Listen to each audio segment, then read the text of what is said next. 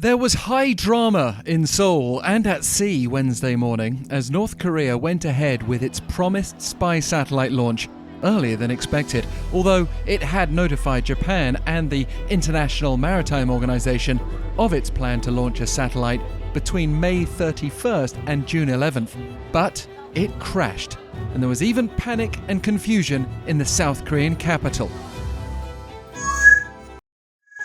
It was 6:41 a.m. when an emergency alert blared out across Seoul, urging people to prepare to take shelter and to prioritize children and the elderly. Another message at 7:03 clarified that the alert issued by Seoul Metropolitan City had been an erroneous issuance. But during those 20 minutes or so, Seoul residents, normally so unfazed by North Korean missile tests, were clearly alarmed. The country's largest online portal, Naver, even suffered a service disruption to its mobile webpage between 6:43 and 6:48 as people sought more information. Yonhap News Agency's webpage was temporarily unavailable too, due to a spike in traffic. South Korea's Interior Ministry also sent out an emergency alert to residents on the border islands of Pyongyang and Daecheong, both located near the maritime border separating the two Koreas. 6시 한 30분경에 재난 문자가 왔어요. 대피 준비를 이제 하라고 문자가 와가지고 당황했었죠. 일단은 그 문자를 받고 밖에를 살펴봤더니 한 10분 후부터 이제 그 경계 사이렌이 울려서 준비하라는 사이렌이 계속 한 20-30분간 울렸습니다. 몇 년 만에 이런 대피하는 소동이 또 벌어졌네요. So, let's piece together what happened that created this emergency. At 6:29 a.m., South Korea's Joint Chiefs of Staff detected the launch from Tongchang-ri on the North's west coast.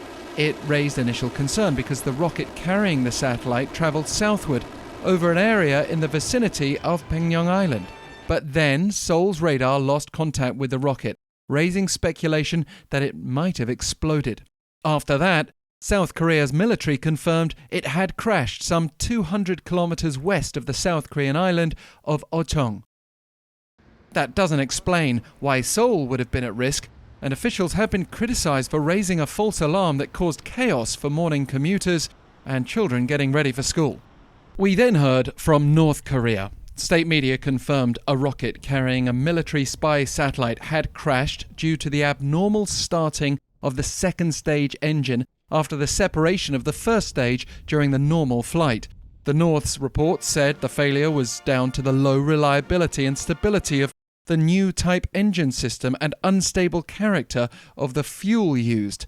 And perhaps most importantly, North Korea's vowed to conduct a second launch as soon as possible after investigating the specifics of what went wrong. The North has had mixed success with 5 satellite-carrying rockets in the past, most recently in 2016. And we don't know if any of the satellites it claimed to have sent into orbit have functioned normally.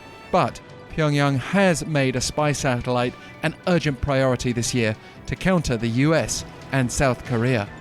And South Korea's military now has the opportunity to conduct its own investigation after announcing Wednesday morning that it had been able to salvage part of the North's rocket.